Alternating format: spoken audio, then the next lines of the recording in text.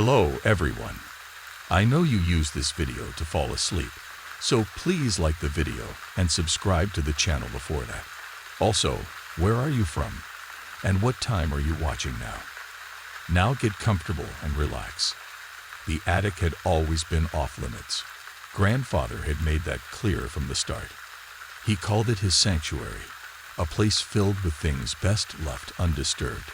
But after he passed, the old house seemed to whisper my name, drawing me up the creaking stairs to the dusty, forgotten space above. The air in the attic was heavy and thick with the scent of aged wood and moth-eaten fabric.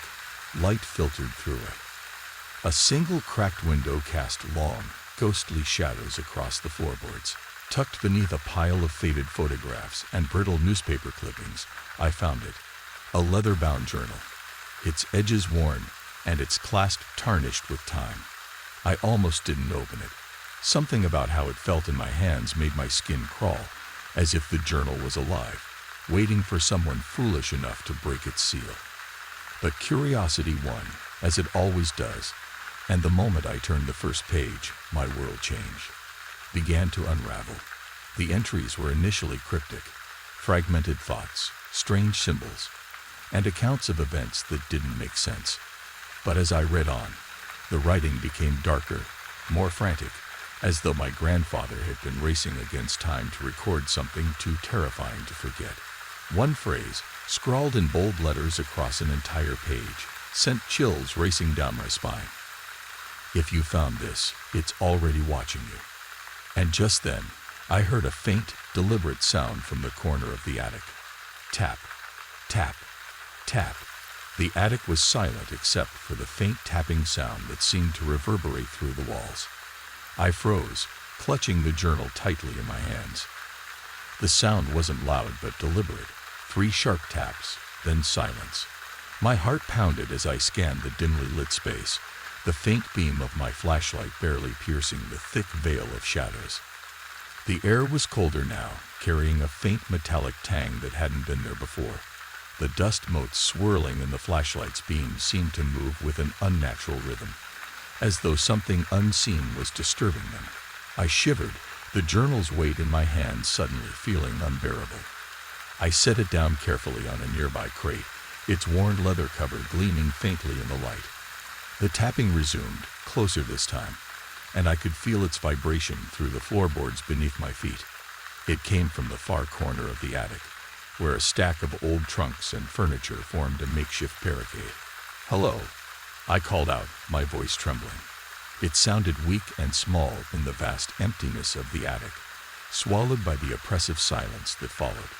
I took a hesitant step forward, the wooden planks creaking loudly beneath my weight.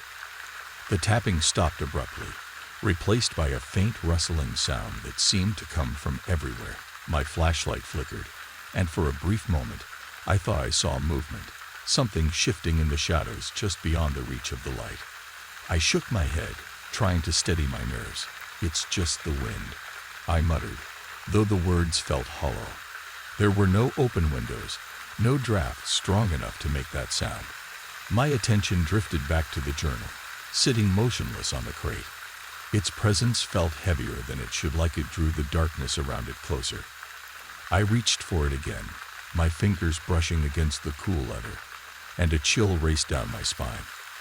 The next page I opened was filled with frantic, looping handwriting. The ink smudged as though written in haste. The words were barely legible, but one phrase stood out, written in bold, jagged letters that seemed to claw at the page.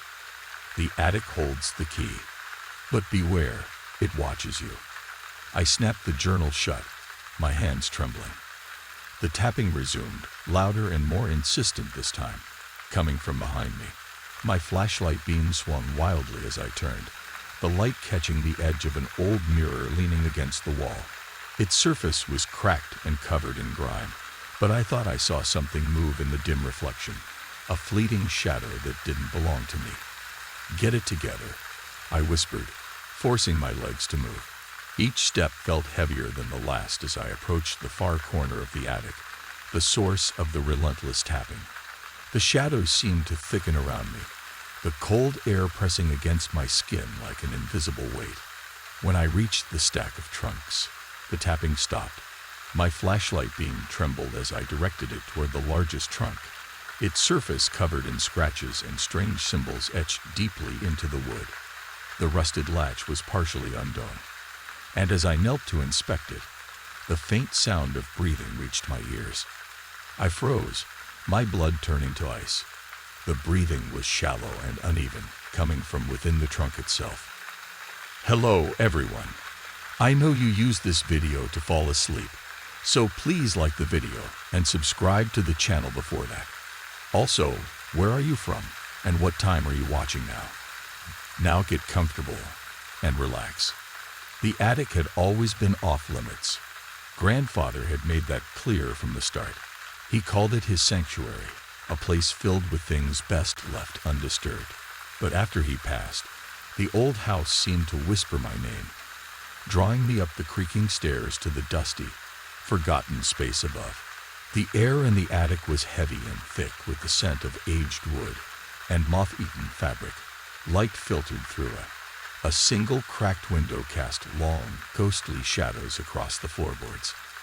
Tucked beneath a pile of faded photographs and brittle newspaper clippings, I found it, a leather-bound journal, its edges worn and its clasp tarnished with time. I almost didn't open it.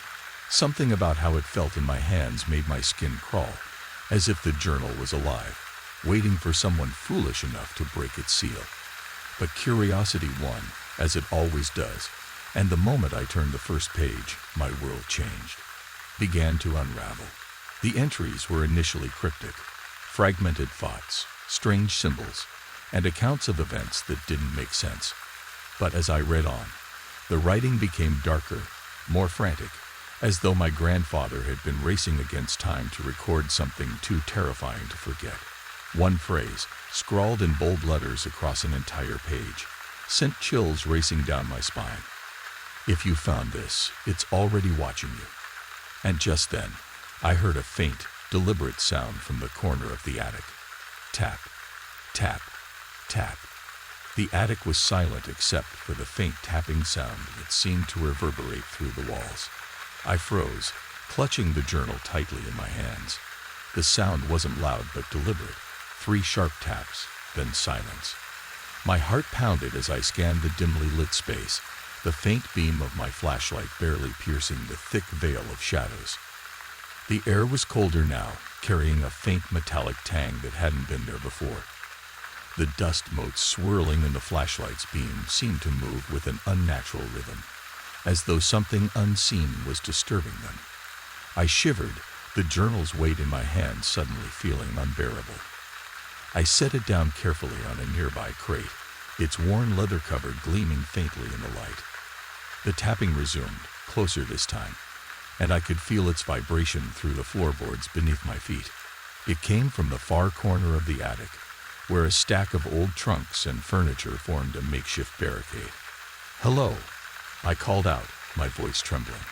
It sounded weak and small in the vast emptiness of the attic, swallowed by the oppressive silence that followed. I took a hesitant step forward, the wooden planks creaking loudly beneath my weight. The tapping stopped abruptly, replaced by a faint rustling sound that seemed to come from everywhere. My flashlight flickered, and for a brief moment, I thought I saw movement, something shifting in the shadows just beyond the reach of the light. I shook my head, trying to steady my nerves. "It's just the wind," I muttered, though the words felt hollow. There were no open windows, no drafts strong enough to make that sound. My attention drifted back to the journal, sitting motionless on the crate. Its presence felt heavier than it should, like it drew the darkness around it closer. I reached for it again, my fingers brushing against the cool leather, and a chill raced down my spine. The next page I opened was filled with frantic, looping handwriting. The ink smudged as though written in haste.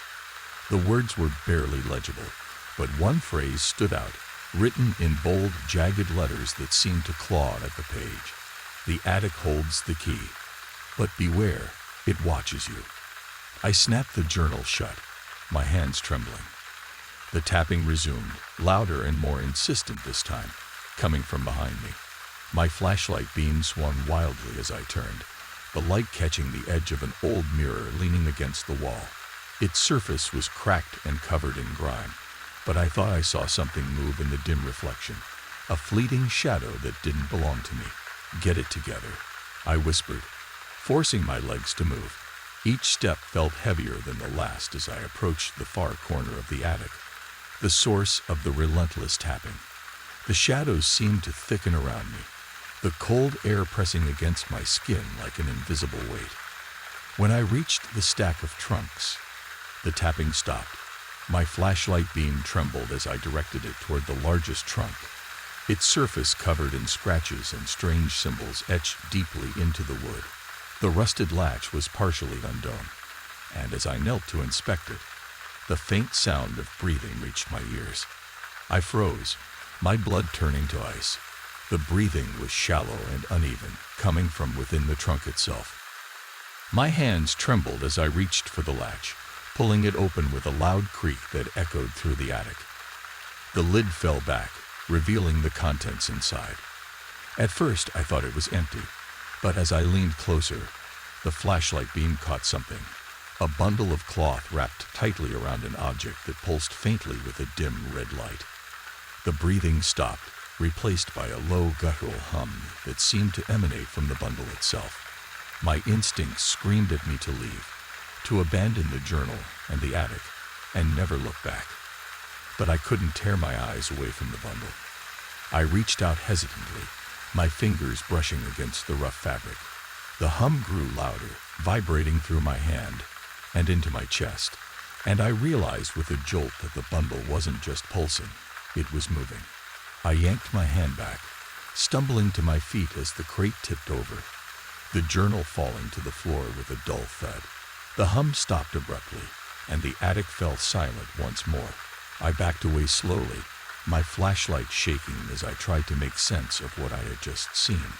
The journal lay open on the floor, its pages fluttering as though caught in a breeze that didn't exist. I approached cautiously, the words on the open page catching my eye. "Do not unwrap it. Do not wake it."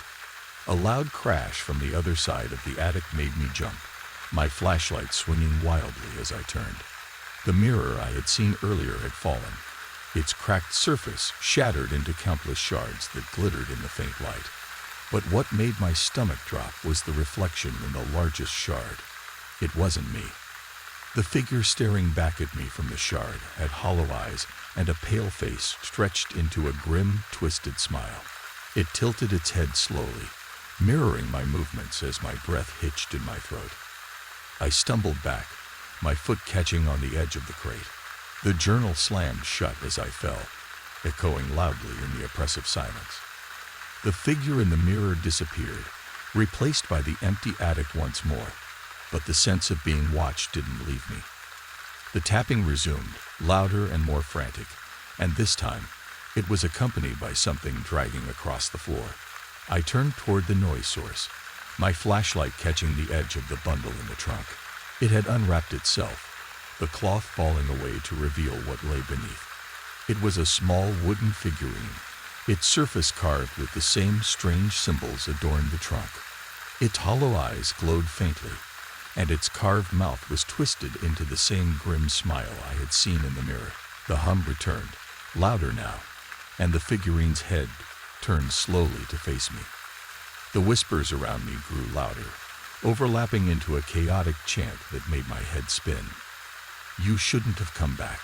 You shouldn't have opened it." I scrambled toward the attic door, my breath coming in ragged gasps as the figurine's hollow eyes followed my every move. The tapping and dragging sounds grew louder and closer, and I didn't dare look back. My hand fumbled for the doorknob, and I yanked the door open, stumbling, into the narrow staircase beyond. As I descended, the sounds from the attic faded, replaced by the deafening silence of the house below. But the whispers lingered, threading through my thoughts like an insidious melody. "You've woken it. It won't stop now." The whispers echoed faintly in my mind as I stumbled down the narrow staircase, the journal clutched tightly against my chest. The attic door slammed shut behind me with a loud thud, as if the house was sealing off whatever I had disturbed. My breath came in short, uneven gasps, and my pulse pounded in my ears, drowning out the faint creaks and groans of the old house. The dim hallway below was silent, but the oppressive feeling of being watched hadn't left me. Every shadow seemed to shift unnaturally, and the faint hum I had heard in the attic seemed to linger in the air. I needed to get out of the house, to leave this cursed place behind, but something held me there, something more than fear. I glanced down at the journal in my hands, its leather cover now worn. The clasp was slightly ajar, beckoning me to open it again. I hesitated, the memory of the figurine's glowing eyes and the chilling words on the last page still fresh in my mind. But my curiosity burned brighter than my fear, and before I could stop myself, I flipped it open to a random page. The handwriting was jagged and uneven, scrawled as if in desperation. The ink was smudged in places, but the words were clear enough to send a chill racing down my spine. I tried to hide it. I tried to keep it locked away. But it always finds a way out. If you're reading this, it's too late. It's awake now. The words blurred as tears stung my eyes. I had no idea what my grandfather had been dealing with, what terrible secret he had kept hidden in that attic. But now it was my burden to bear. My hands trembled as I turned to the next page, desperate for answers. A crude sketch filled the page, its lines dark and jagged. It was a drawing of the figurine, unmistakable with its hollow eyes and twisted smile. Beneath it, in bold, uneven letters, was a single word: beware. A loud crash from upstairs made me jump, and the journal slipped from my hands, falling to the floor with a heavy thud. The sound echoed through the silent house, and I froze, my heart hammering in my chest. For a moment, there was nothing but silence. Then, from above, came the faint sound of footsteps. I backed away slowly, my eyes fixed on the ceiling as the footsteps grew louder and heavier. They moved slowly, each step creaking against the old wooden floorboards. My mind raced, replaying the chilling words from the journal. It always finds a way out. The attic door creaked open, its hinges groaning loudly in the silence. My breath hitched as deliberate and unrelenting footsteps descended the staircase. I stumbled backward into the living room, my gaze darting around the dimly lit space for something, anything, that I could use to defend myself. The fireplace poker caught my eye, its dark iron surface gleaming faintly in the dim light. I lunged for it, gripping it tightly as the footsteps reached the bottom of the staircase. The air grew colder, and the faint metallic tang that had filled the attic now permeated the entire house. "Who's there?" I called out, my voice trembling. The only response was thick and suffocating silence. I swung the poker in front of me, my knuckles white, as I backed into the corner of the room. My eyes darted to the hallway, but it was empty. Whatever had come down the stairs was hiding in the shadows. The journal lay open on the floor where I had dropped it, its pages fluttering as though caught in a breeze. My gaze locked onto a single line scrawled across the page in bold, jagged letters: "Don't run. It only makes it stronger." A cold sweat broke out across my skin as I tried to process the warning. The shadows in the hallway shifted, and the faint sound of something dragging against the floor reached my ears. My grip on the poker tightened as I stepped closer to the journal, my eyes never leaving the darkened hallway. The dragging sound grew louder, accompanied by a faint tapping, deliberate and rhythmic, like something knocking softly against the floor. I crouched down slowly, my free hand reaching for the journal. The moment my fingers brushed the leather cover, the shadows surged forward. I screamed, swinging the poker wildly as the darkness enveloped the room. The air grew frigid, and the metallic scent intensified until it was nearly overwhelming. My flashlight flickered, its weak beam cutting through the shadows just long enough for me to see it. The figurine. It stood in the center of the room, its wooden surface gleaming faintly in the light. Its hollow eyes glowed, unblinking, and its carved smile seemed to widen as it tilted its head toward me. The whispers returned, louder and more chaotic, threading through the darkness like an insidious melody. It's awake. It's watching you. I stumbled back, clutching the journal to my chest as the figurine began to move. Its limbs twisted and stretched unnaturally, the joints bending in ways that defied logic. The tapping and dragging sounds grew louder, and the shadows around it writhed like living things. The whispers overlapped into a single chilling phrase. Run. I didn't need to be told twice. I bolted for the front door, the poker still clutched in one hand and the journal in the other.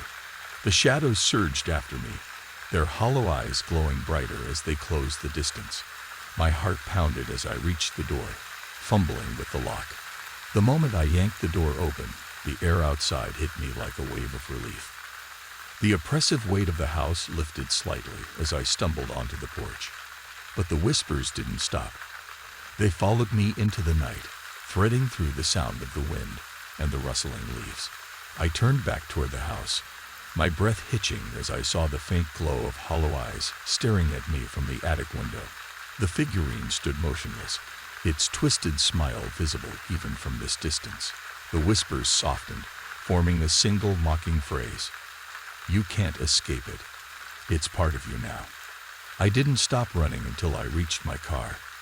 The journal was clutched tightly against my chest, the rough leather edges digging into my skin with every jarring step. My breath came in ragged gasps as I fumbled for the keys, my trembling hands barely able to fit them into the lock. The metallic clicking sound as the car door opened was the first relief I'd felt all night. Slamming. The door shut. I locked it immediately, my hands shaking as I started the engine. The headlights flickered on, illuminating the old house that loomed behind me like a dark silhouette against the stormy sky. The attic window caught my attention again, and my stomach twisted as I saw it. The faint glow of hollow eyes staring down at me, unblinking. I shifted into gear, my tires kicking up gravel as I sped away from the house. The journal rested on the passenger seat, its presence almost magnetic. I couldn't help but glance at it, my mind racing with fragments of the warnings I had read. The whispers, the figurine, the chilling sense of being watched all felt like pieces of a puzzle I was too terrified to solve.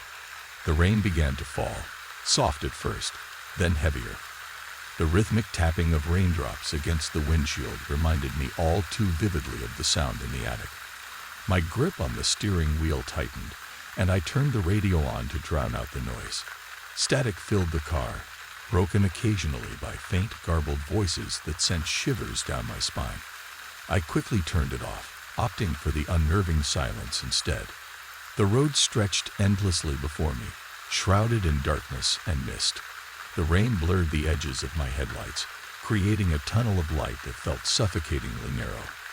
As I drove, the whispers returned, soft at first, threading through the sound of the rain like an unspoken warning.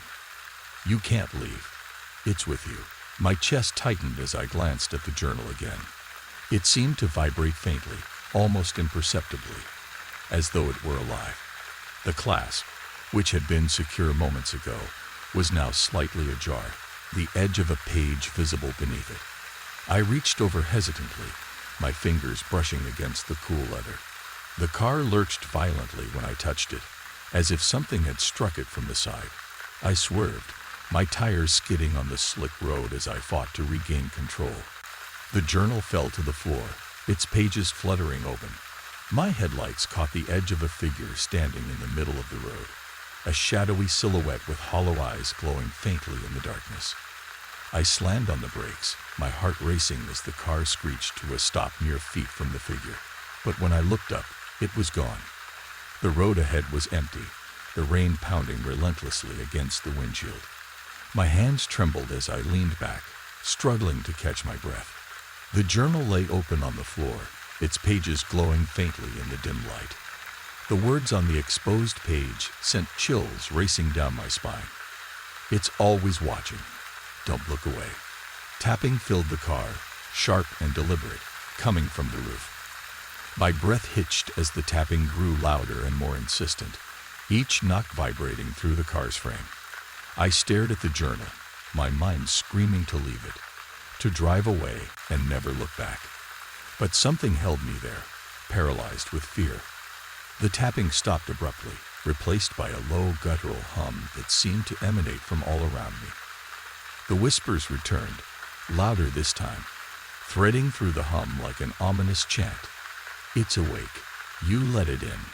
I forced myself to move, my hand reaching for the journal as the car's interior lights flickered. The pages felt warm to the touch, and the ink seemed to shift beneath my fingers, rearranging itself into new words with each passing second. One line stood out, bold and jagged. "Look up." I didn't want to.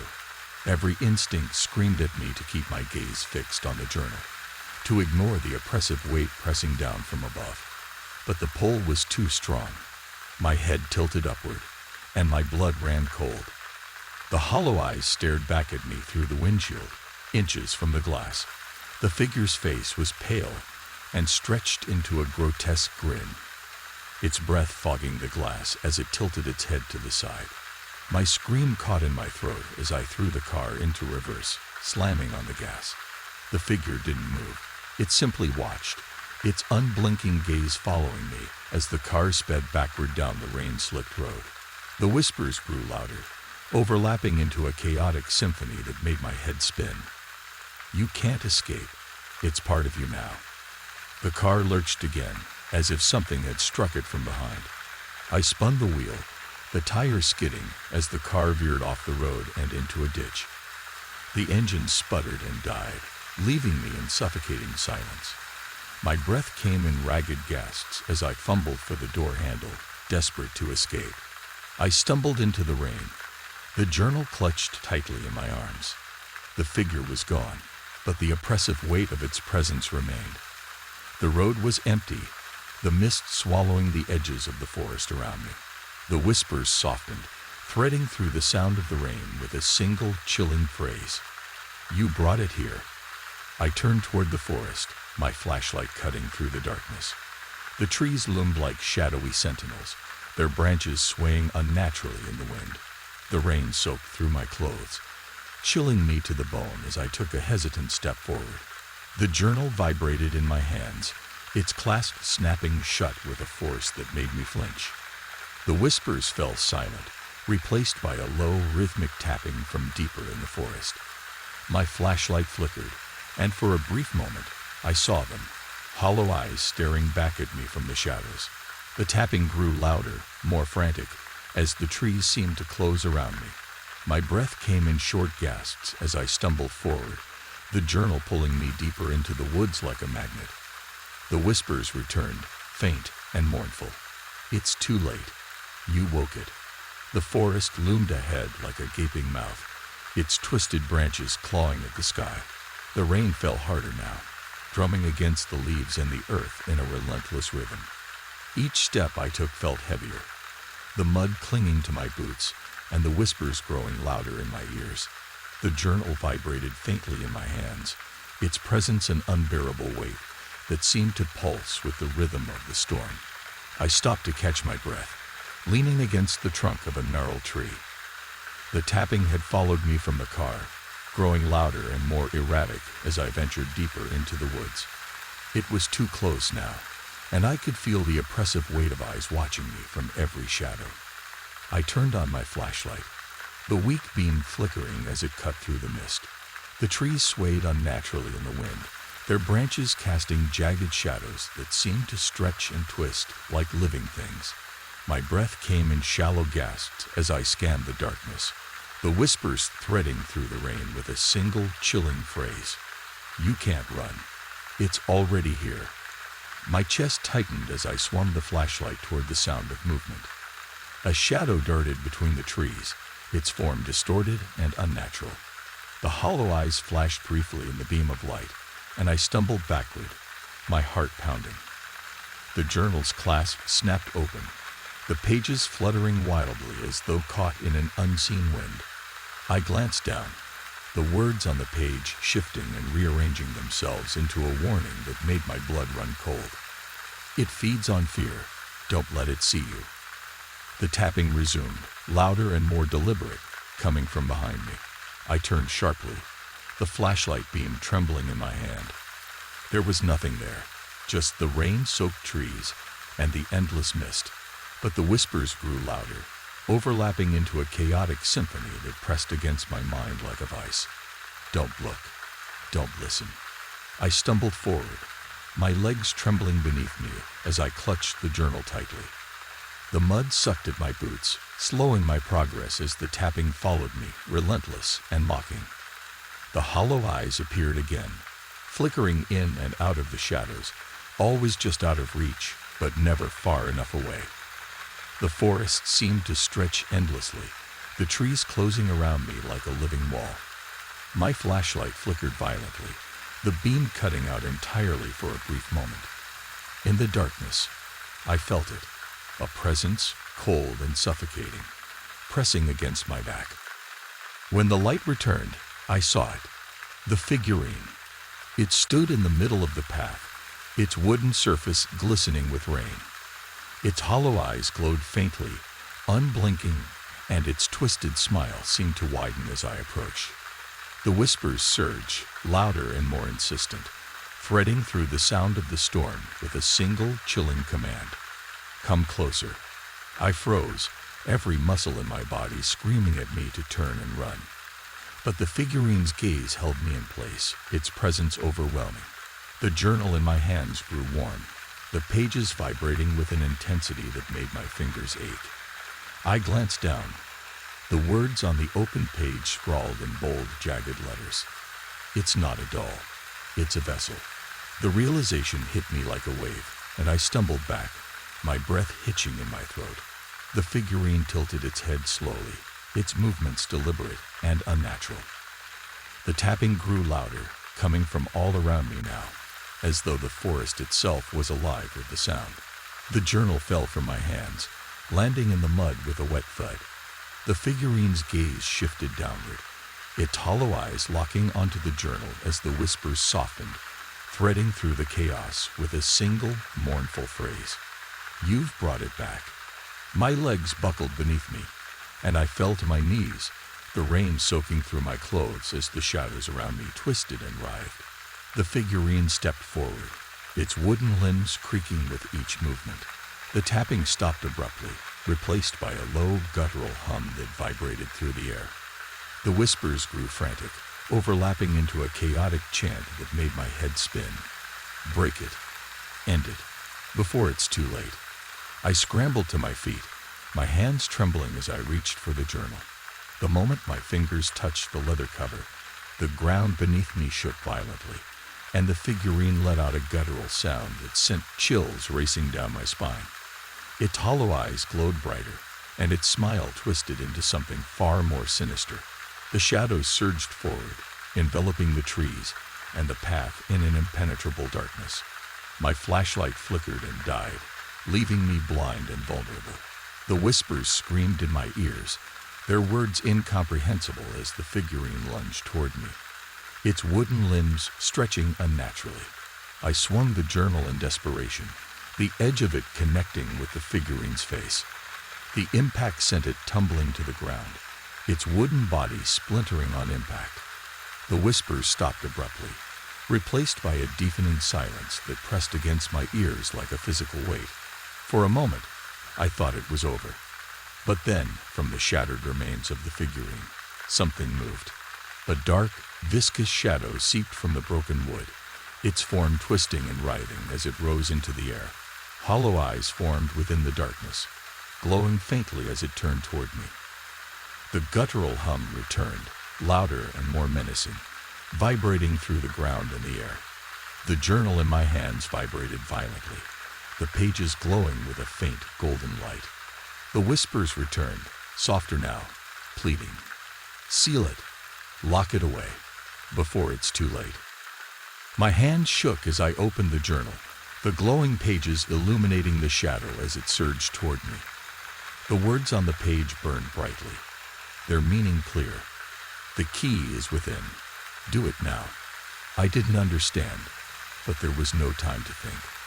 The shadow lunged toward me, its hollow eyes burning with a malevolent intensity.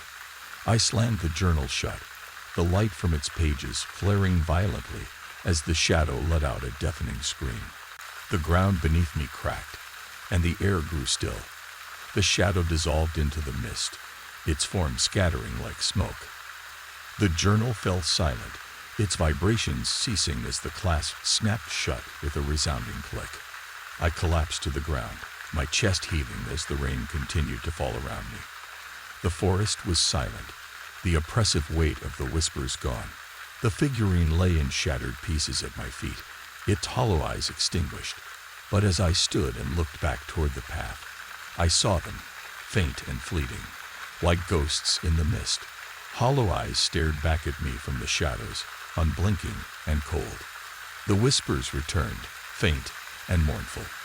It's not over. The rain had eased into a faint drizzle, but the oppressive weight in the air remained. I stood in the forest's silence, my heart pounding in my chest. The shattered remains of the figurine lay scattered at my feet, and the journal sat closed in my hands, its clasp locked as if guarding whatever lay inside. I glanced around, scanning the shadows that clung to the trees. The hollow eyes I had seen moments before had vanished, but the feeling of being watched was still there. My legs trembled as I took a step back, every instinct screaming at me to leave. Yet, something kept me rooted in place, a pull I couldn't explain. The journal vibrated faintly, its presence as unnerving as ever. I hesitated, my fingers brushing over the clasp, reluctant to open it again. But the whispers returned, soft and pleading, threading through the silence like a desperate plea. It's not finished. You need to know.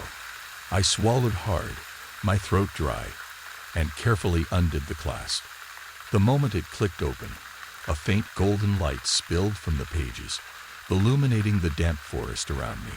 The whispers grew louder, forming fragmented words and phrases that sent chills down my spine. I turned to the next page, the ink shifting and swirling before settling into jagged lines of text. The words were clearer this time, more purposeful. It's never just one. The vessel is broken, but the cycle continues. They've been here long before you. The air around me grew colder, and the light from the journal pulsed like a heartbeat. I flipped to another page, desperate for answers. The next entry was a sketch, crude and jagged, of a towering tree with twisted branches that stretched toward a darkened sky. Beneath it was a single word: home. I glanced up, my gaze locking onto the tree that loomed ahead. Its gnarled branches were unmistakable, the same as those in the sketch. The bark was dark and scarred, etched with strange, looping symbols that glowed faintly in the dim light. The whispers grew louder as I approached, threading through the air with increasing urgency. It's there. It's always been there. The ground beneath the tree was uneven, the roots twisting and curling above the soil like skeletal hands. My flashlight flickered as I stepped closer, the beam catching on something partially buried in the dirt. I knelt down, brushing away the wet earth to reveal a small rusted lockbox. The box was heavy, its surface etched with the same symbols as the tree. My stomach churned as I lifted it, the whispers softening into a low hum that vibrated through my chest. The journal in my hands grew warmer, the pages fluttering as though caught in a breeze. I turned to the next entry, my breath hitching as I read the words. The lockbox is the key, but beware, it never truly leaves.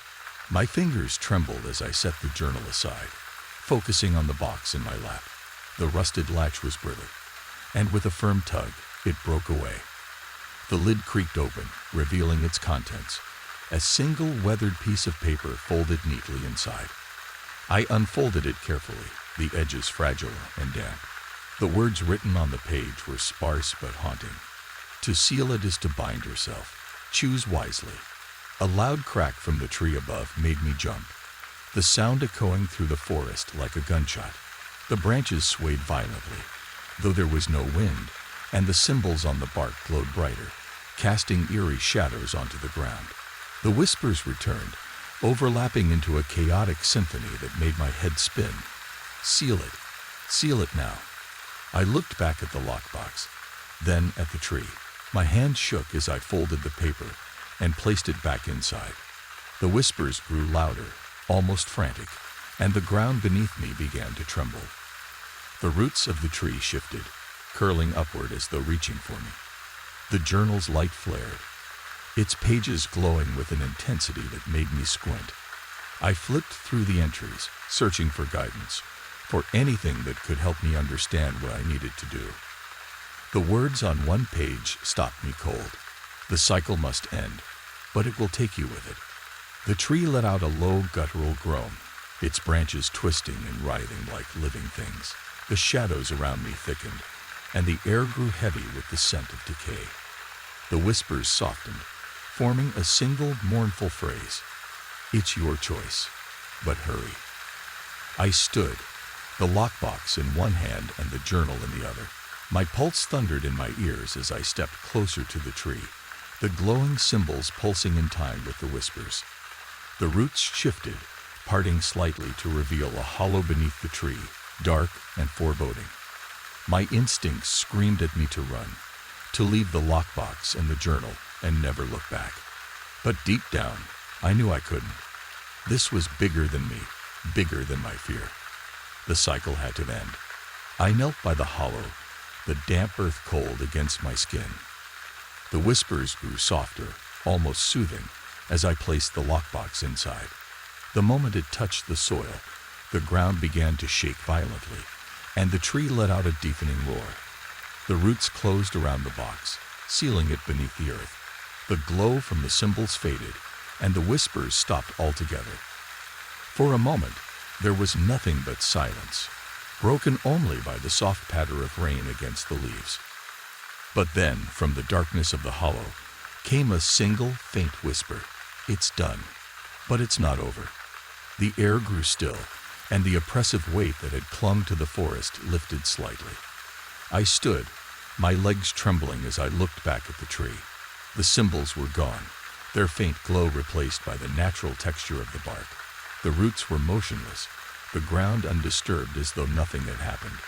I retrieved the journal, its light now dim and fading.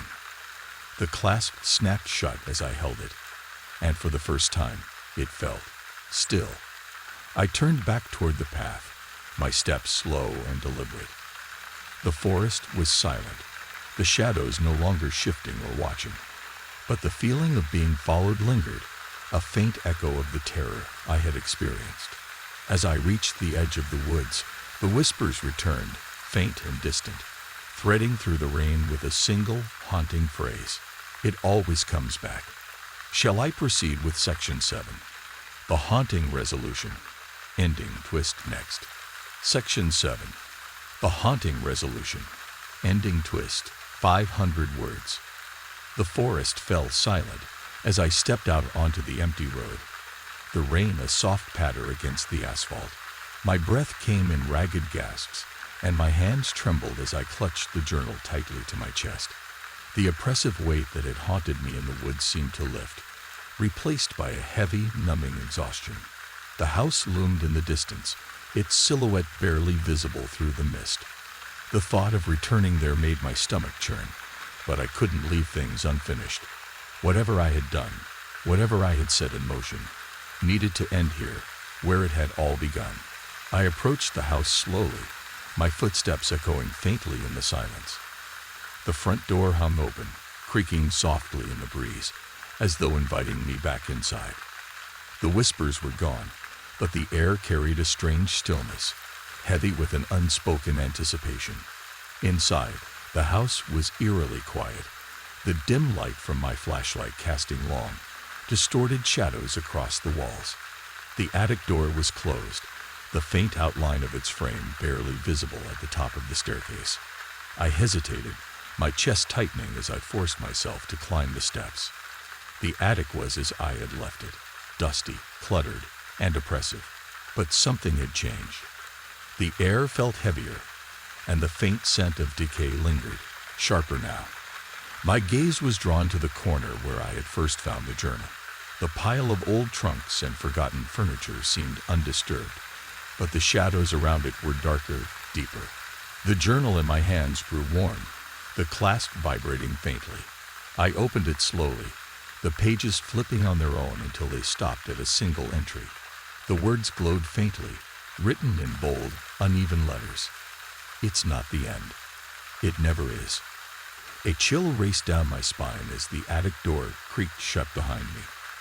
The sound was deafening in the silence, and I spun around, my flashlight beam trembling as it swept across the room. The shadows seemed to ripple, shifting unnaturally as a low, guttural hum filled the air. The journal fell from my hands, landing with a heavy thud. The whispers returned, soft and mocking, threading through the silence like a sinister melody. "You can't escape. It's part of you now." I backed away, my heart pounding as the shadows coalesced in the center of the room. A pair of hollow eyes stared back at me, unblinking and cold. The twisted smile I had seen so many times before stretched across the darkness, and a voice, deep and resonant, filled the attic. "You brought it back, and now you stay." The flashlight flickered violently, plunging the attic into darkness. The last thing I saw was the journal, its faint glow fading as the shadows closed in around me. And as the house fell silent once more, the rain continued to fall, unyielding and eternal, carrying whispers of those who would never leave.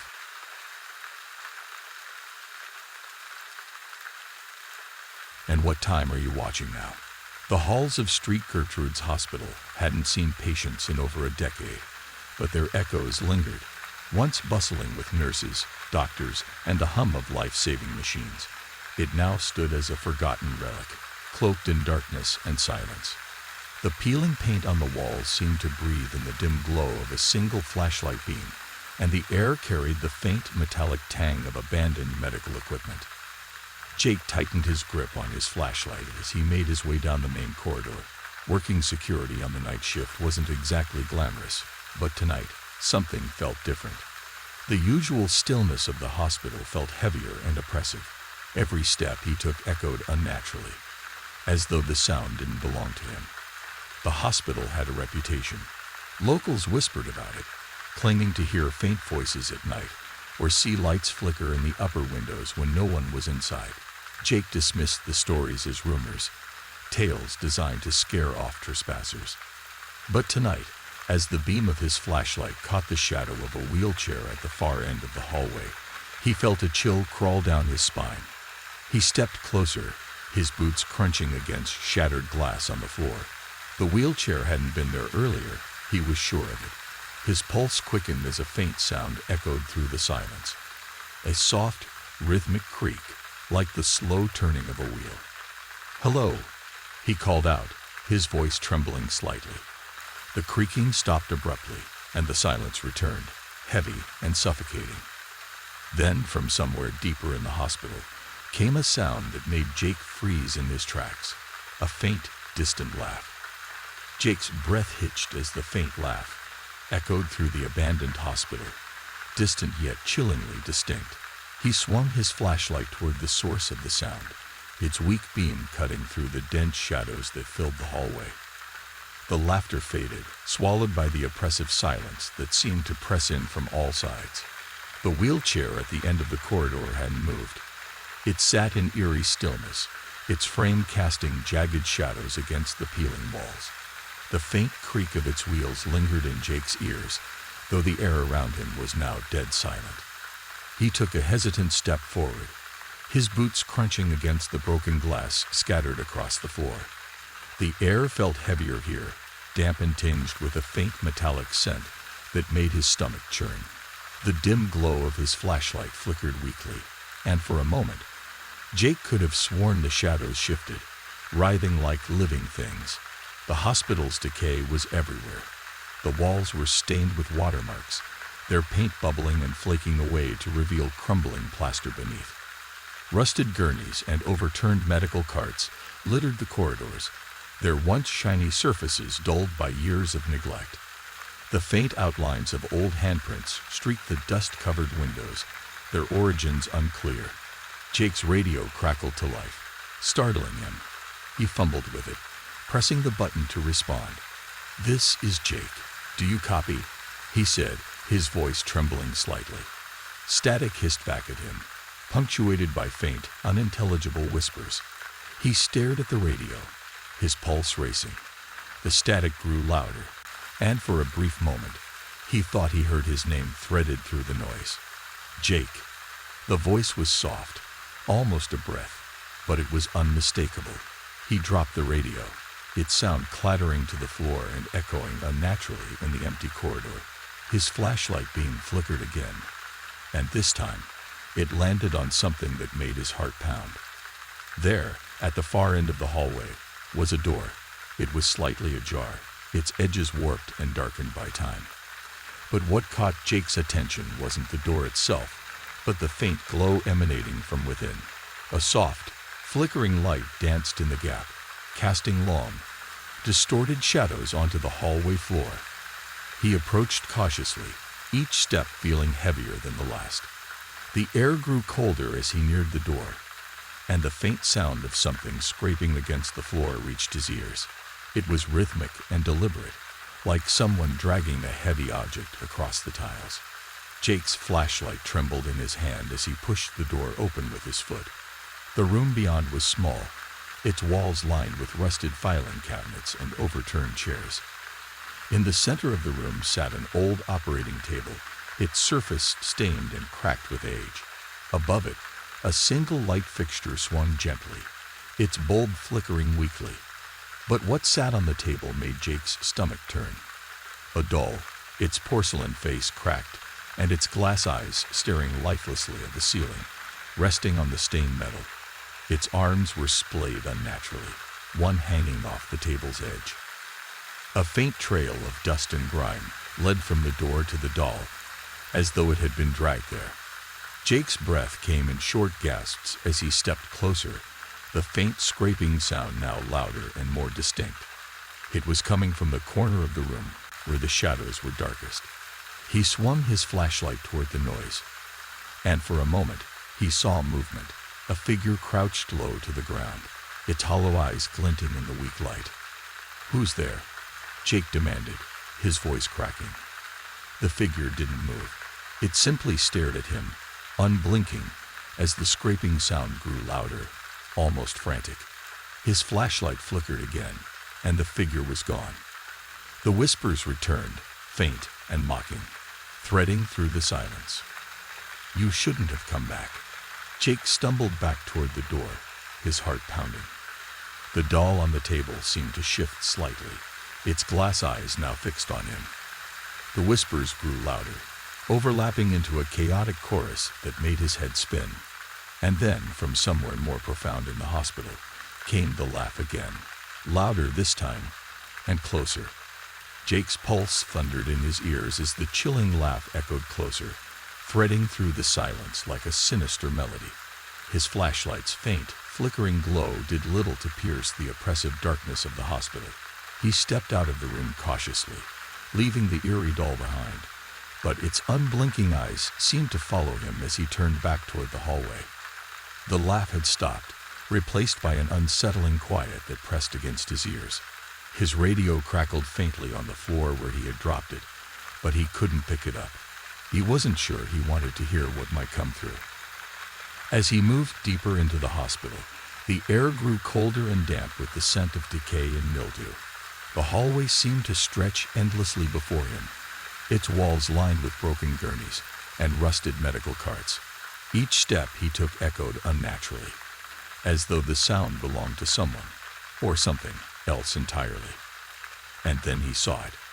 At the far end of the corridor, just beyond the reach of his flashlight's beam, was a door he didn't remember being there before.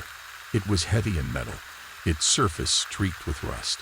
But what caught Jake's attention was the faint, pulsating light seeping through the cracks around its edges. It wasn't warm or inviting. It was cold and unnatural, casting jagged shadows onto the walls. Jake's chest tightened as he approached, the whispers returning, faint and fragmented. "It's waiting. It's been waiting for you." He hesitated, his hand hovering over the cold metal of the door handle. The whispers softened, threading through the silence like a plea. "Open it. See." Jake swallowed hard, every instinct screaming at him to turn back, to leave this place and never return. But the door's pull was too strong, an invisible force pressing him forward. With a deep breath, he gripped the handle and pushed it open. The room beyond was large and eerily empty, its tiled floor cracked and discolored with age. The walls were lined with dark stains, their origins unclear, and the faint glow that had seeped through the door now emanated from the room's far corner. Jake aimed his flashlight toward the source of the light, and his stomach churned as he saw what it was. An old medical chart lay open on a rusted metal table, its pages glowing faintly with a pulsing, unnatural light. The writing on the pages was jagged and erratic, the letters shifting and twisting as though alive.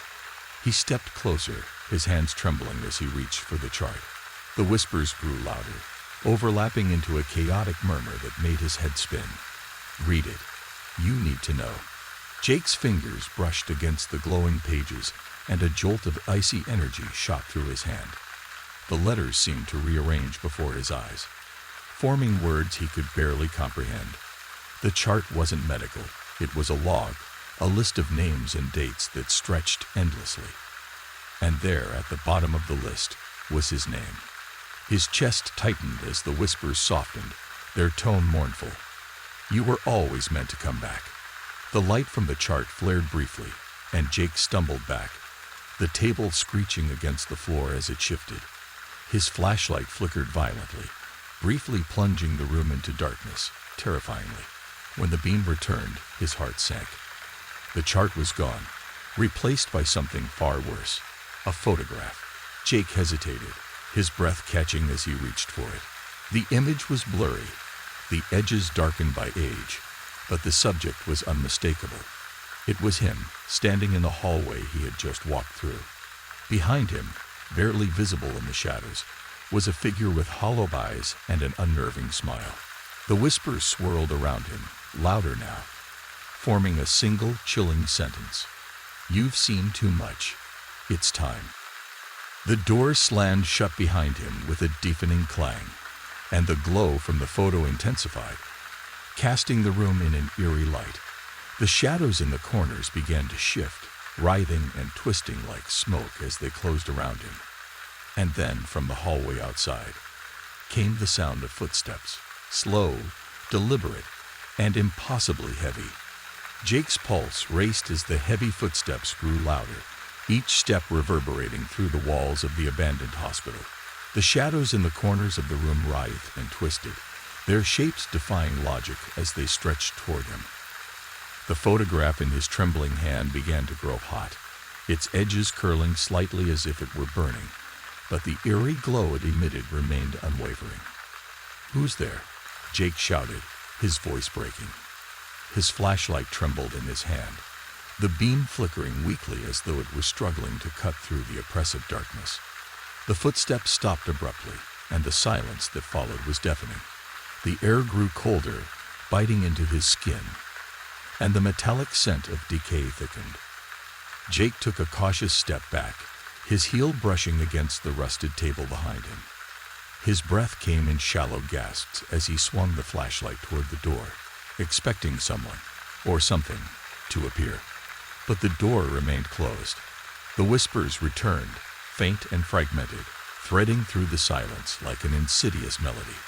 "It's already inside." Jake froze, his heart pounding in his chest. He turned slowly, the flashlight beam sweeping across the room. The shadows on the walls seemed to ripple unnaturally, moving against the light. His stomach churned as he realized they weren't just shadows. They were shapes, distorted and fragmented, with hollow eyes that glinted faintly in the darkness. The photograph in his hand grew brighter, the light from its surface illuminating the room in short, pulsating bursts. Jake's stomach dropped as the faint outline of a figure appeared in the corner opposite him. Its body stood motionless, obscured by the shifting shadows, but its eyes glowed faintly, unblinking and fixed on him. "Stay back," Jake shouted, his voice shaking. The figure didn't move, but the shadows surged forward, curling and writhing like living things. The whispers grew louder, overlapping into a chaotic chant that seemed to press against his mind. You've seen too much. It knows. The photograph in Jake's hand flared violently, and he dropped it with a yelp. It landed on the floor, the light from its surface casting jagged shadows across the walls. The figure in the corner shifted slightly, its movements slow and deliberate, as though it were testing the boundaries of its space. Jake stumbled toward the door, his hand fumbling for the handle. The metal was icy to the touch, and no matter how hard he pushed, the door refused to budge. Panic surged through him as the shadows closed in, their hollow eyes glowing brighter. The whispers softened, threading through the chaos with a single, mournful phrase. It's too late. The photograph on the floor began to burn, its edges curling as smoke rose faintly from its surface. The image of Jake standing in the hallway is distorted, and the shadows in the background are growing clearer. He watched in horror as the figure with hollow eyes stepped closer in the photograph, its movements mirroring the figure in the room. The heavy footsteps resumed, this time coming from the walls themselves. The sound vibrated through the air, each step punctuated by a deep guttural growl that made Jake's skin crawl. The shadows on the walls shifted violently, their forms merging and twisting into a single massive shape that towered over him. The whispers turned into a deafening roar, overlapping into a chaotic cacophony that made his head spin. Run. You can't escape. Jake's legs trembled as he stumbled back, the flashlight slipping from his grip and clattering to the floor. The beam rolled across the room, briefly illuminating the massive shape that now filled the space. Its hollow eyes burned with an intensity that made his blood run cold, and its jagged, shifting limbs stretched toward him. The door behind him burst open with a loud crash, and the freezing air from the hallway rushed in, momentarily breaking the suffocating tension. Jake didn't hesitate. He bolted through the door, his breath coming in ragged gasps as he sprinted down the corridor. The footsteps followed, echoing louder and faster as though whatever was chasing him was gaining ground. The whispers returned, softer now, almost taunting. You can't leave. It's part of you now. Jake turned a corner, his boots skidding on the wet tiles. The hallway stretched endlessly ahead, the rain from outside pooling in small puddles that reflected the dim, flickering lights. The growl behind him grew louder, vibrating through the walls as the shadows spilled into the corridor, chasing him relentlessly. At the end of the hall, he saw it, a door bathed in faint light, slightly ajar. Hope surged through him as he pushed himself to run faster, his lungs burning with every breath. But as he reached for the door, the whispers grew louder, forming a single chilling sentence. There's no way out. Jake's hand slammed against the door at the end of the hallway, pushing it open with all the strength he could muster. The faint light beyond spilled into the corridor, momentarily dispelling the shadows that clawed at his heels. His chest heaved as he stumbled inside, slamming the door shut behind him. The growl that had pursued him down the corridor vibrated against the heavy door, but it didn't open. The sound softened into a low rumble, like something waiting patiently just beyond. Jake leaned against the door, his breath ragged and uneven, as he scanned the room he had entered. It was an operating theater, stark and sterile despite the years of abandonment. The overhead lights flickered weakly, casting the room in an unsettling, uneven glow. Rusted medical instruments lay scattered across a table, their edges dulled by time but still gleaming faintly. But what caught Jake's attention was the center of the room. The operating table was pristine, untouched by the decay that had claimed the rest of the hospital. A single pale sheet covered something beneath it, its edges tucked neatly around the table's surface. The whispers returned, faint and fragmented, threading through the silence like an unspoken warning. Don't look. Don't uncover it. Jake's stomach churned as he took a cautious step forward. The door behind him rattled violently, and the growl deepened, shaking the walls. His gaze darted back to the table. Whatever lay beneath the sheet felt important, connected to everything he'd seen, everything that had been chasing him. The whispers softened, almost pleading. Leave it. Leave while you can. But he couldn't. The pull was too strong, and his trembling hands reached for the edge of the sheet.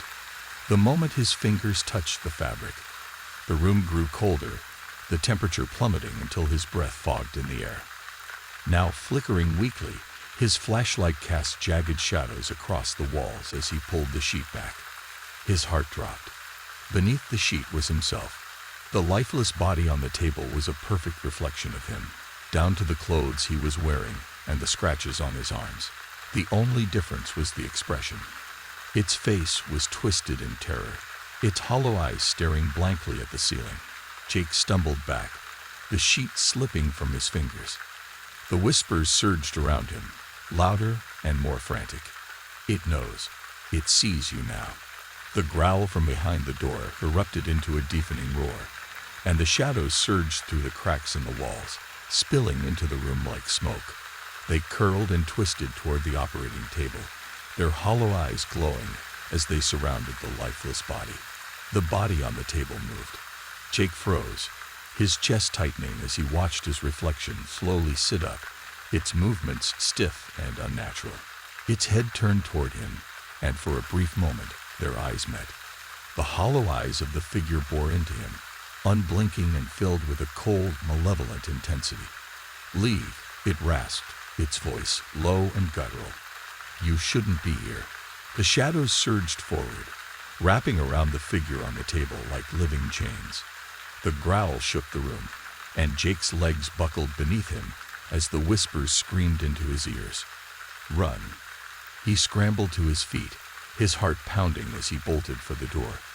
The shadows lunged after him, their forms twisting and writhing as they filled the room with an unnatural darkness. The figure on the table reached out toward him, its hollow eyes glowing brighter as it let out a guttural laugh that echoed through the operating theater. Jake slammed through the door, stumbling back into the hallway. The air outside was colder and heavier, like the hospital was alive and watching him. The growl followed him, vibrating through the walls, and the whispers overlapped into a chaotic cacophony. "You can't leave. It won't let you." The hallway stretched endlessly before him, its walls warping and twisting in the dim light. The shadows spilled into the corridor, chasing him relentlessly, their hollow eyes fixed on him like predators closing in on prey. Jake's lungs burned as he ran, his legs trembling with every step. Ahead, a faint light appeared, a door standing slightly ajar at the end of the hall. The whispers softened, forming a single, chilling phrase. "It's already too late." This is where it began. This is where it ends. Jake approached the pedestal cautiously, his heart pounding as he studied the clock. The symbols etched into its surface were familiar, jagged, intricate designs that seemed to pulse with their own rhythm. The whispers grew louder, forming fragmented phrases. "Time. The cycle. It always returns." He reached out, his fingers trembling as they brushed against the cold metal. The moment he touched it, the room plunged into darkness, the faint hum erupting into a deafening roar. Jake stumbled back, clutching his ears as the whispers turned into a chaotic symphony, their words overlapping into an incomprehensible storm. And then the light returned. But the room was no longer empty. Figures surrounded him, their hollow eyes glowing faintly in the dim light. They stood motionless, their faces obscured by the shifting shadows that clung to their forms. Jake's chest tightened as he realized they weren't strangers. He recognized them. They were the hospital's former staff, doctors, nurses, and orderlies, their uniforms tattered and stained. Their expressions were frozen in fear and resignation, and their mouths moved silently as though trapped in an endless attempt to scream. The whispers softened, threading through the silence with a single chilling sentence. They tried, and they failed. Jake's gaze darted back to the clock, its hands moving backward in jerky, uneven motions. The whispers overlapped again, their tone frantic. "Stop it. Break the cycle, before it's too late."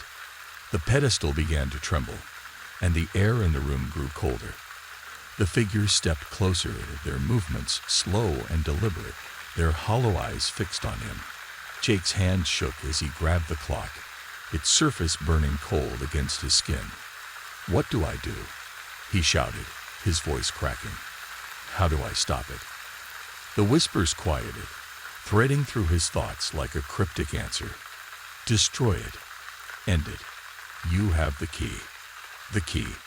Jake's hand instinctively went to his pocket, and his fingers closed around the jagged metal. It was warm now, pulsing with the same eerie light as the clock. The figures stopped moving, their hollow eyes narrowing, as though they knew what he was about to do. Jake hesitated, the weight of the key in his hand pressing heavily against his mind. The whispers softened, almost pleading. End it now, or it begins again. He raised the key, his breath hitching as he plunged it into the clock's center. The light from the clock flared violently, engulfing the room in a blinding brilliance. The figures screamed, their forms dissolving into the shadows as the pedestal cracked and the ground beneath it split open. The whispers surged one last time, forming a single deafening command. Run. Jake bolted for the door, his heart pounding as the room collapsed. The growl from the shadows grew louder, and the hallway beyond twisted and warped, pulling him forward unnaturally. The light from the clock faded, and the whispers fell silent, leaving only the sound of his own ragged breathing. But as he stumbled into the hospital's entrance, the faint outline of glowing eyes appeared in the darkness behind him, and the rain outside began to fall harder. Jake stumbled out of the hospital's main doors, collapsing onto the rain-soaked pavement. The cold water poured down in relentless sheets, soaking him to the bone as he gasped for air. For a moment, all he could hear was the pounding of the rain and the hammering of his heart in his ears. The oppressive weight of the hospital seemed to lift, replaced by the open night sky. But something wasn't right. The rain was too loud, its rhythm unnatural, as though each drop carried a weight heavier than water. Jake looked back at the hospital, its windows dark and empty. The whispers were gone, the growl silenced, but the shadows still seemed to cling to the edges of the building, twisting and writhing just beyond the light. He pushed himself to his feet, his legs trembling beneath him as he staggered toward his car. It was parked exactly where he had left it, the headlights cutting weakly through the rain. Relief washed over him as he reached for the door handle, but his fingers froze as the faint sound of footsteps echoed behind him. Slow, deliberate, getting closer. Jake turned slowly, his chest tightening as he scanned the darkness. The hospital loomed behind him, its facade a silhouette against the storm. The footsteps stopped, replaced by a soft, rhythmic tapping that sent chills racing down his spine. And then he saw them. Two faint, glowing eyes stared at him from the hospital's entrance, unblinking and cold. They weren't alone. More eyes appeared in the darkness, surrounding the doorway, their hollow gazes fixed on him. Jake's breath caught as he realized the shadows hadn't stayed behind. They had followed him. The whispers returned, soft and mocking, threading through the rain like a sinister melody. You can't leave. It's part of you now. Jake's chest tightened as he scrambled into the car, slamming the door shut behind him. His hands fumbled with the keys, his breath fogging the windows as he jammed them into the ignition. The engine roared to life, and he threw the car into gear, speeding down the empty road without looking back. But the whispers didn't fade. They grew louder, threading through the tires' hum and the rain's rhythm. Jake's knuckles turned white as he gripped the steering wheel, his eyes darting to the rearview mirror.